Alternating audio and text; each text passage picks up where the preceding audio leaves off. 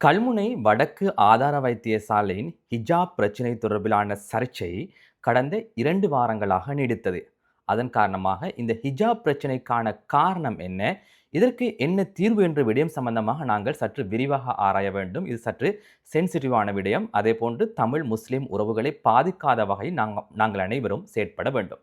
ஆரம்பத்திலே அனைவரும் கேட்கின்றார்கள், தமிழ் சகோதரர்கள் எம்மை சந்தித்தால் கேட்கின்றார்கள், இந்த முஸ்லிம் பெண்களுக்கு ஹிஜாப் அணிவதற்கு சந்தர்ப்பம் வழங்கினால் இவர்களுக்கு என்ன இருக்கின்ற பிரச்சனை என்று சில தமிழ் சகோதரிகளே கேட்கின்றார்கள்.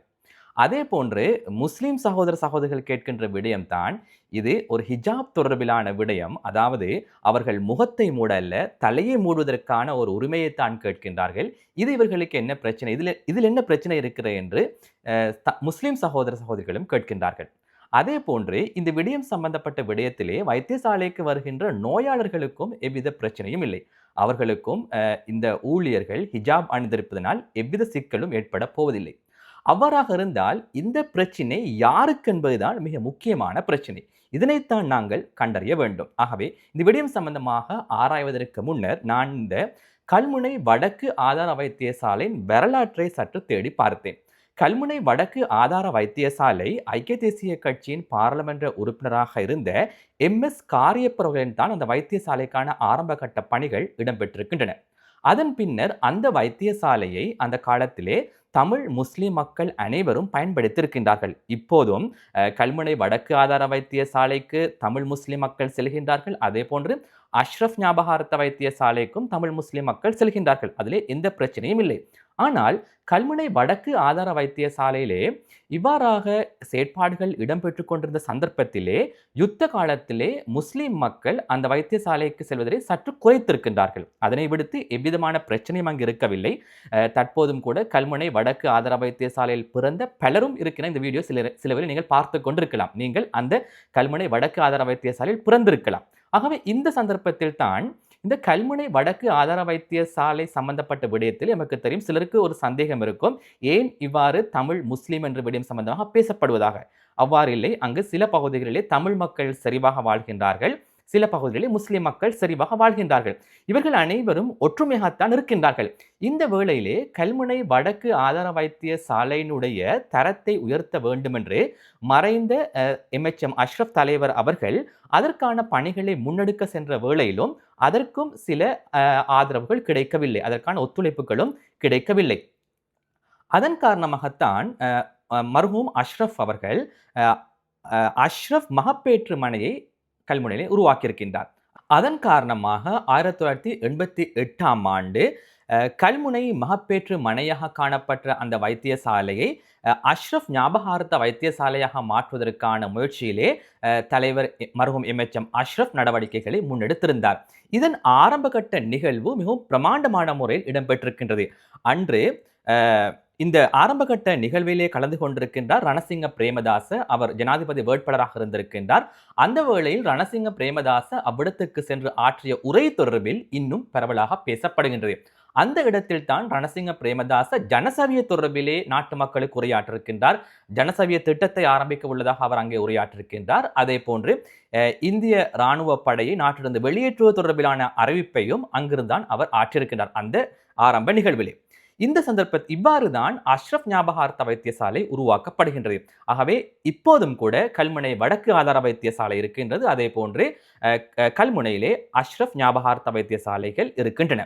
இந்த அடிப்படையில் தான் தற்பொழுது அங்கு செயற்பாடுகள் இடம்பெற்றுக் கொண்டிருக்கின்ற வேளையில் தான் இந்த பிரச்சனை ஏற்பட்டிருக்கின்றது. அண்மித்த சம்பவம் தொடர்பிலே ஒரு சிறிய விளக்கத்தை நான் உங்களுக்கு வழங்குகின்றேன். எதற்காக கல்முனை வடக்கு ஆதார வைத்தியசாலையிலே இவ்வாறான ஒரு பிரச்சனை ஏற்பட்டது என்று. கல்முனை வடக்கு ஆதார வைத்தியசாலைக்கு 9 முஸ்லிம் பெண் சுகாதார ஊழியர்கள், சிற்றூழியர்கள் நியமிக்கப்பட்டார்கள். புதிய நியமனம். அவர்கள் அங்கு சென்ற பொழுது அவர்கள் ஹிஜாப் அணிந்து சென்றார்கள். அதனை விடுத்து அவர்கள் முகத்தை மூடி செல்லவில்லை. அதே போன்று இவர்கள் குறிப்பிடுவதை போன்று ஃபர்தாவோ எதுவும் அணிந்து செல்லவில்லை. இவர்கள் ஹிஜாப் அணிந்து சென்றிருந்தார்கள். அதே போன்று கையை மறைக்கும் வகையிலே இவ்வாறான ஒரு ஆடையும் கைக்கும், அதே போன்று காலை மறைக்கும் வகையில் காட்சட்டையும் அணிந்திருந்தார்கள். இதுதான் அவர்களுடைய சீருடைக்கு மேலதிகமாக அவர்கள் அணிந்திருந்த ஆடை. இந்த ஆடையை நாங்கள் பார்க்கின்ற பொழுது இன்றும் கூட கல்போவில வைத்தியசாலைக்கு சென்றால் அவ்வாறாக சிற்றூழியர்கள், தாதியர்கள் இவ்வாறான ஆடை அணிந்திருக்கின்றார்கள். அதே போன்று கொழும்பிலும் கூட நானும் பல வைத்தியசாலைகள் கண்டிருக்கின்றேன், தனியார் வைத்தியசாலைகளும் அவ்வாறு ஆடை அணிந்திருக்கின்றார்கள். இதனை யாருமே பிரச்சனையாக்கிக் கொள்ளவில்லை.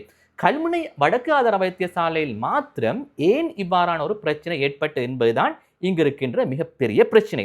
இதன் பொழுது வைத்தியசாலை நிர்வாகம் அந்த 9 ஊழியர்களுக்கும் சேவையை ஆரம்பிப்பதற்கு அனுமதி வழங்குவதில்லை. அதற்கான எதிர்ப்புகளை தெரிவிக்கின்றார்கள். நீங்கள் ஹிஜாபை கலட்டிவிட்டு வந்தால், சீரடையோடு மாத்திரம் வந்தால் தான் கடமையாற்ற முடியும் என்ற ஒரு விடயத்தினை நிர்வாகம் தெரிவிக்கின்றது. இதிலே மிக முக்கியமான விடயம் என்றால், அந்த கல்முனை ஆதார வைத்தியசாலைக்கு பொறுப்பாக இருக்கின்ற வைத்தியர் பணிப்பாளர் விடுமுறையில் இருக்கின்றார். அவர் கூறுகின்ற விடயம், அவர் ஒரு விபத்திலே சிக்கி அவர் விடுமுறை இருப்பதாக வைத்தியசாலை பணிப்பாளர் தெரிவிக்கின்றார்.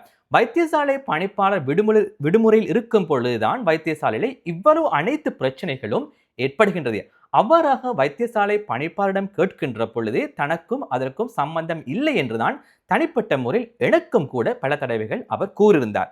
இந்த வேளையிலே அவர் கூறிய விடயம் என்னவென்றால், ஒரு பணிப்பாளர் வைத்தியசாலை இல்லாத சந்தர்ப்பத்தில் அடுத்த கட்டமாக இருக்கின்ற நிர்வாகம் தான் இந்த நடவடிக்கை எடுத்துள்ளதாக வைத்தியசாலை பணிப்பாளர் தெரிவிக்கின்றார். யார் மீது போல் பாஸ் பண்ணுவது என்று யாருக்குமே தெரியாது.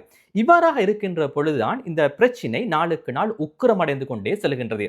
ஃபேஸ்புக்கை பார்த்தாலும் ஊடகங்களை பார்த்தாலும் இரண்டு பக்கத்திலேயும் இது சம்பந்தப்பட்ட விமர்சனங்கள் முன்வைக்கப்படுகின்றன. ஒரு பக்கத்திலே இந்த ஹிஜாபுக்கு அனுமதி வழங்கப்பட வேண்டும் என்று கூறுகின்றார்கள், மறுபக்கத்தில் இதற்கு அனுமதி வழங்கப்பட தேவையில்லை என்று கூறுகின்றார்கள். இரண்டு பக்கங்களாக இருந்து இந்த பிரச்சனையை பெரிதாக்குவதற்கான முயற்சியில் பலரும் ஈடுபட்டார்கள். இவை அனைத்துக்கும் எல்லோரும் பொறுப்பு கூற வேண்டும். இந்த சந்தர்ப்பத்தில் தான் இறுதியாக ஒரு தீர்மானம் எடுக்கப்படுகின்றது. அதற்கிடையில் வைத்தியசாலை ஊழியர்கள் ஆர்ப்பாட்டம் ஒன்றில் ஈடுபடுகின்றார்கள். அந்த வைத்தியசாலை ஊழியர்கள் எதற்காக ஆர்ப்பாட்டத்தில் ஈடுபட்டார்கள்? உண்மையிலேயே வைத்தியசாலை நிர்வாகம் தீர்க்க வேண்டிய ஒரு பிரச்சனையை வைத்தியசாலை ஊழியர்கள் மீது திணித்து அவர்கள் போர்ட்களை ஏந்தி கொண்டு ஆர்ப்பாட்டம் செய்தார்கள். ஹிஜாப் வேண்டாம், சீருடையில் வாருங்கள் என்று அந்த தாதி பெண்கள் இணைந்து ஆர்ப்பாட்டம் செய்தார்கள். இவ்வாறான பின்புலத்தில் தான் இறுதியாக ஒரு தீர்மானம் எடுக்கப்படுகின்றது. இந்த 9 பெண் சுகாதார ஊழியர்களையும் அண்மையில் இருக்கின்ற அஷ்ரப் ஞாபகார்த்த வைத்தியசாலைக்கு மாற்றுவதற்காக அங்கு சென்ற பொழுது அவர்களுக்கு மாலை அணிவித்து வரவேற்றார்கள். இவை அனைத்தையும் பார்த்து கொண்டிருந்த பலரும் இருந்தார்கள். பொறுப்பு கூற வேண்டிய பலரும் இதனை பார்த்து கொண்டுதான் இருந்தார்கள். உண்மையை நான் கூறுவதாக இருந்தால், அகில இலங்கை ஜமியத்துல் உலமா முஸ்லீம் விவகாரம் சம்பந்தப்பட்ட ஒரு விடயம் வருகின்ற பொழுது கட்டாயமாக தலையிட வேண்டும். அவர்கள் சுகாதார அமைச்சரை சந்தித்திருக்க வேண்டும். அரசாங்கத்திலே முக்கிய தரப்பினை சந்தித்து இது சம்பந்தமாக பேசி இருக்க வேண்டும். அது ஒரு புறம் இருக்க, அதே போன்று தமிழ் முஸ்லிம் கட்சிகள் என்று 6 கட்சிகள் இணைந்து அண்மையில் ஒரு கூட்டணி உருவாக்கினார்கள்.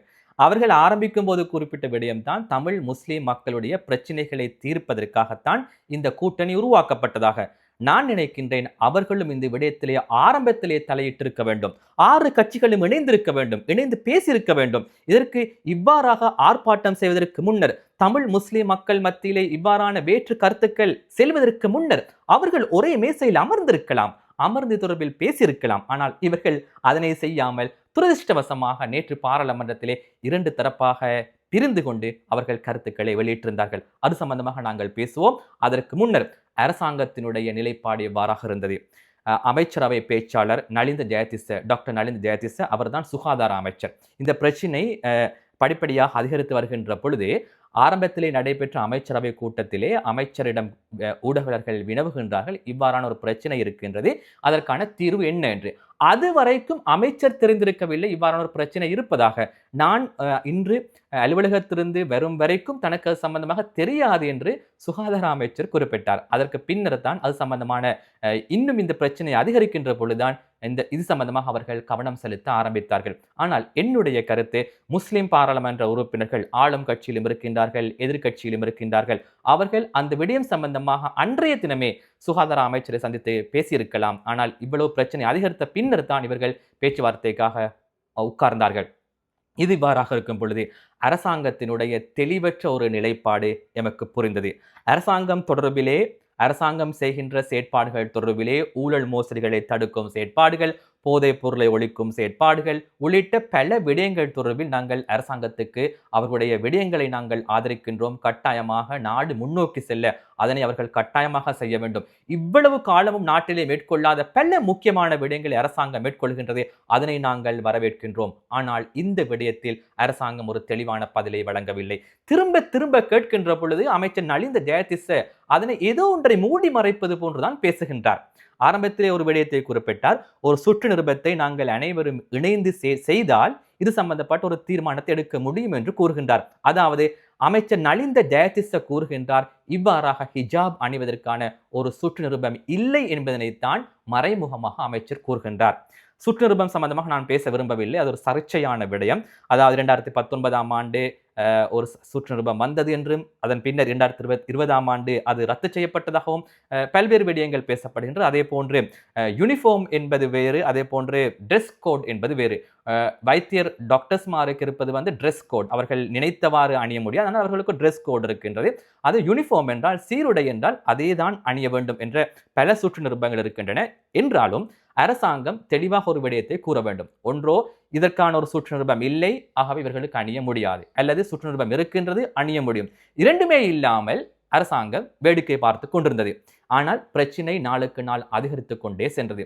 என்னுடைய கேள்வி என்னவென்றால், நாங்கள் முஸ்லிம் மக்களாக இருக்கலாம், தமிழ் மக்களாக இருக்கலாம், ஏனைய எந்த மதத்தை சேர்ந்தவர்களாக இருக்கலாம், அவர்களுடைய உரிமையை பெற்றுக்கொள்வதற்காக யாரிடமும் காலில் விழ வேண்டிய அவசியமே இல்லை.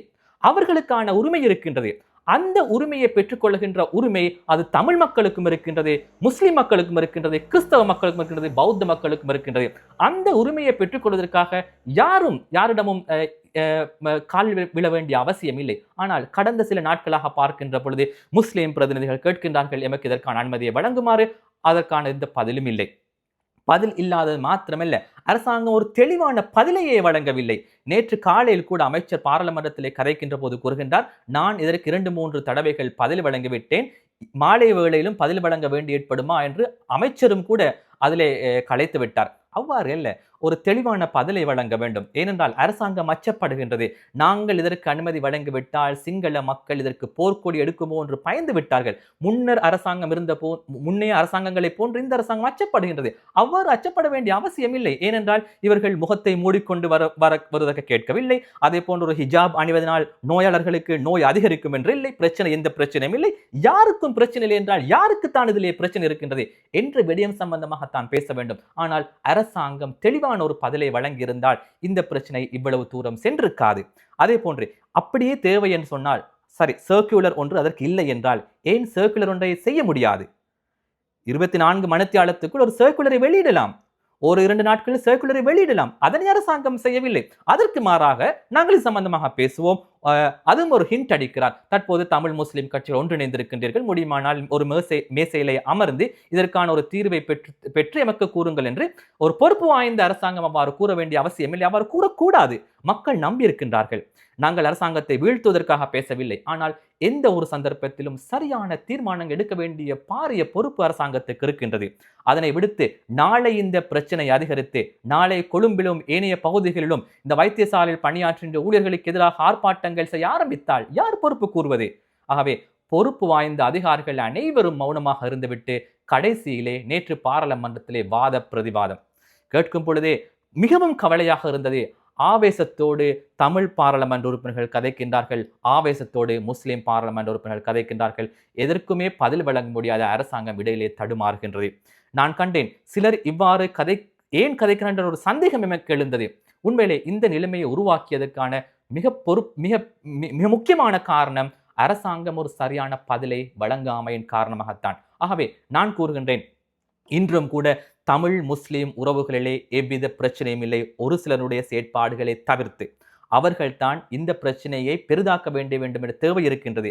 நான் ஒரு செய்தி வாசிப்பாளராக நான் செய்தி வாசிக்க முன்னர் ஒரு கோயில் சம்பந்தப்பட்ட செய்தியோ அல்லது இந்துக்கள் சம்பந்தப்பட்ட ஒரு செய்தியை வந்தால் 2-3 தடவைகள் நான் செய்தியை வாசிக்க முன்னர் 2-3 தடவை வாசித்து பார்ப்பேன். அது சம்பந்தமாக சந்தேகங்கள் இருந்தால் தமிழ் சகோதரர்கள் அது சம்பந்தமாக கேட்பேன். அதே போன்று என்னுடைய அலுவலகத்திலிருந்து தமிழ் சகோதர சகோதரிகள் முஸ்லிம் சம்பந்தப்பட்ட ஏதாவது செய்திகள் வந்தால் இஸ்லாமிய விடயங்கள் சம்பந்தப்பட்ட ஏதாவது செய்திகள் வந்தால் வாசிக்க முன்னர் 2-3 தடவைகளிடம் வந்து கேட்பார்கள். இதனை எவ்வாறு வாசிப்பது, எவ்வாறு உச்சரிப்பது. அனைத்து இனத்தவர்களும் மற்றவர்களுக்கான கௌரவத்தை வழங்கிக் கொண்டுதான் இருக்கின்றார்கள். அதிலே எவ்விதமான பிரச்சனையும் இல்லை. இன்றும் கூட தமிழ் முஸ்லிம் மக்கள் அவர்கள் ஒற்றுமையாக வாழ்ந்து கொண்டிருக்கின்றார்கள். ஒன்றாக அவர்கள் உண்கிறார், சாப்பிடுகின்றார்கள், ஒன்றாக இருக்கின்றார்கள். இந்த பிரச்சனையை உருவாக்கி வேற்றுமை ஏற்படுத்த வேண்டும். அப்போதுதான் அரசியல் லாபம் இருப்பதாக சிலர் நினைக்கலாம். இன்னும் ஒரு விடயத்தை கட்டாயமாக ஞாபகப்படுத்த வேண்டும். கல்முனை என்பதே கடந்த பல வருடங்கள், நான் ஆரம்பத்திலே குறிப்பிட்டதை போன்று ஏதோ ஒரு வகையிலே ஒரு சிக்கல் நீடித்துக் கொண்டே இருக்கின்றது. இந்த சிக்கலின் மூலம் இன்றும் கூட 2 தரப்பிலிருந்தும் அரசியல் லாபம் பெறுகின்ற பலர் இருக்கின்றார்கள். இன்று கல்முனை பிரதேச செயலகம் உள்ளிட்ட பல பிரச்சனைகள், காணி பிரச்சனை, அவ்வாறான அனைத்து பிரச்சனைகள் சம்பந்தப்பட்ட விடயத்திலும் அரசியல் லாபம் தேடுகின்ற பலரும் இருக்கின்றார்கள். தேர்தல் காலத்துக்கு கல்முனை பிரச்சனை அவர்களுக்கு தேவை. அதன் காரணமாக கல்முனையிலே 2 பக்கத்திலும் இருக்கின்ற பிரச்சனைகளை இன்னுமே தீர்க்காமல் அரசியல் லாபம் பெறுகின்ற அரசியல்வாதிகள் இன்னும் இருக்கின்றார்கள். அப்போதுதான் அவர்களுக்கு பாராளுமன்றம் செல்ல முடியும். அப்போதுதான் அவர்களுக்கு மாகாண சபை செல்ல முடியும். அப்போதுதான் அவர்களுக்கு உள்ளூராட்சி மன்றங்களுக்கு செல்ல முடியும். இவ்வாறான அரசியல் லாபம் தேடுகின்ற, அதன் மூலம் அரசியலிலே தங்களுக்கு லாபத்தை தேடுகின்ற பலரும் இருக்கின்றார்கள். ஆகவே நான் இறுதியாக கூறுகின்ற விடயம் என்னவென்றால், இந்த விடயத்தை நாங்கள் அறிவுபூர்வமாக சிந்திக்க வேண்டும். ஒரு சில பிரச்சனைகளை வைத்து 2 சமூகங்களை பிளவுபடுத்த யாராவது முயன்றால் அதற்கு நாங்கள் ஒருபோதும் இடமளிக்க கூடாது. மிகவும் அழகிய ஒரு சம்பவம் நடைபெற்ற இந்த பிரச்சனைக்குள்ளே அஷ்ரப் ஞாபகார்த்த வைத்தியசாலையில் பணியாற்றிய ஒரு தமிழ் பெண்மணி, ஒரு அம்மா, அவர் அங்கிருந்து ஓய்வு பெற்று செல்கின்ற நிகழ்வை மிகவும் அழகாக நடத்தியிருந்தார்கள். முஸ்லிம் தாதியர்கள் ஹிஜாப் அணிந்து அவருக்கான அன்பளிப்புகளை வழங்குகின்றார்கள். இவ்வாறான இது ஒரு சில சம்பவங்கள் மாத்திரம். அதே போன்றுதான் தமிழ் மக்கள் அதிகமாக இருக்கின்ற பகுதியிலே முஸ்லிம் மக்களுக்கான வரவேற்பு அதிகமாக இருக்கின்றது. இவை அனைத்தும் இடம்பெற்றுக் கொண்டிருக்கின்ற பொழுது ஒரு சில விடயங்களை அடிப்படையாக வைத்து சமூகத்தை பிரிப்பதற்கு யாராவது முயன்றால் நாங்கள் அதற்கு ஒருபோதும் இடமளிக்க கூடாது. அதே போன்றே எங்களது உரிமைகளை வென்றெடுப்பதற்கும் யாரும் பின்வாங்க கூடாது. அது அனைத்து இன மக்களுக்கும் இருக்கின்ற உரிமை, அரசியலமைப்பில் வழங்கப்பட்டிருக்கின்ற உரிமை. அவ்வாறான சட்டங்கள் இல்லை என்றால் நாங்கள் இணைந்து பேசி சட்டங்களை உருவாக்க வேண்டும், சர்க்குலர்களை உருவாக்க வேண்டும். அதற்காக பொறுப்பு வழங்கியவர்கள் சரியாக செயற்பட வேண்டிய காலம் தற்போது உருவாக இருக்கின்றது. தற்போது அதற்கான முயற்சிகளை மேற்கொள்ள வேண்டும் என்பதைத்தான் இந்த வீடியோவாக நான் ஞாபகப்படுத்துகின்றேன். ஆகவே நாங்கள் அனைவரும் இதற்கு பின்னரும் இதனை பெரிதாக்குவதற்கான பல முயற்சிகள் மேற்கொள்ளப்படலாம். ஆனால் நாங்கள் அனைவரும் சிந்தித்து அறிவுபூர்வமாக இந்த விடயத்தை நாங்கள் கையாள்வோம். நன்றி.